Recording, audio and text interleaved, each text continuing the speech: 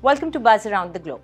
As shocked bystanders watched on, an armoured vehicle rammed into the gates of the presidential palace in Bolivia on Wednesday. At the same time, heavily armed troops assembled in a nearby plaza, ready to enforce their will on anyone who did not fall in line. In short, Bolivia, a country with a long history of upheavals, was facing another military coup. But if the show of force was expected to result in swift compliance, the coup leaders were left sorely disappointed.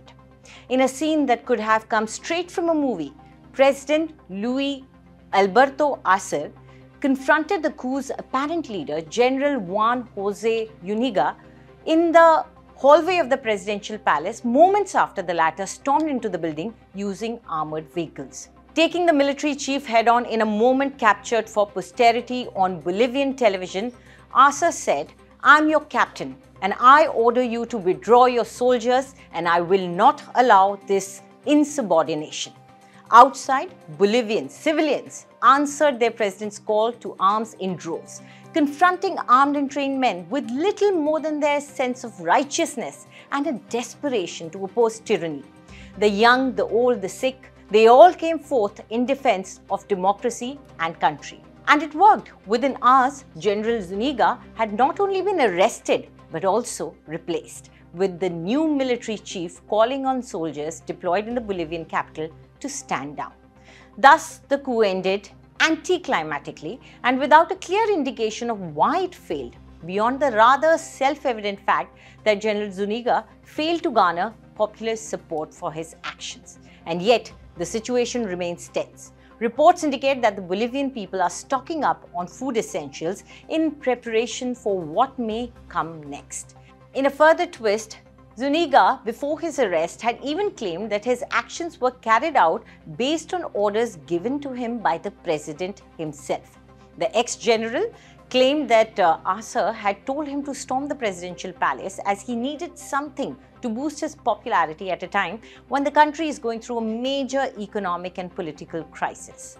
Earlier, while speaking to reporters, he had claimed that the coup had been launched to restore democracy and that only the army had the courage to look out for the future of the nation and the well-being of its people. In comments that may point to his true motive, Zuniga said he wanted to transform the country into a true democracy and not one run by the same people for decades on end.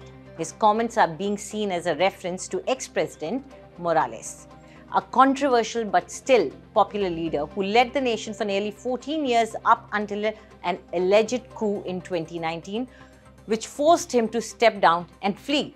Despite Bolivia's constitutional tribunal ruling that bars any individual from serving as president for more than 2 terms, consecutive or otherwise, Morales has indicated that he plans to run again for office in 2025.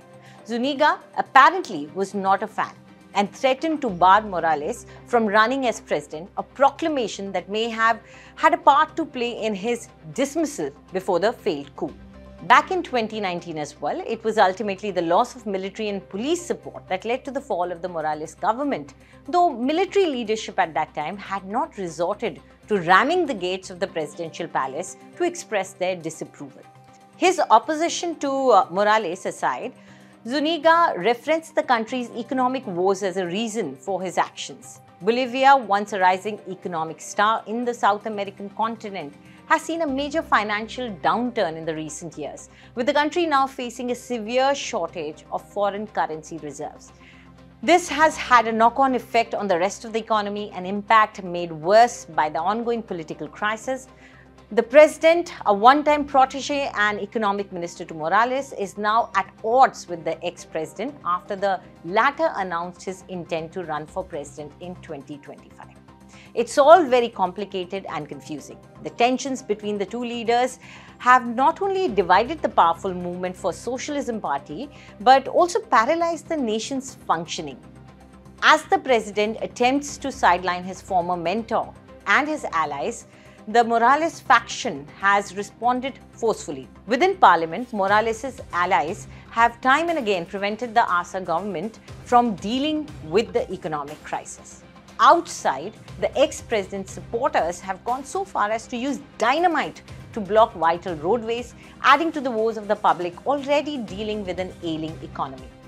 Add to this the regular mudslinging both sides engage in, and it is not hard to see why the military, presumably puffed up with the success it had in allegedly driving Morales out of the presidency in 2019, would attempt to step in and take control.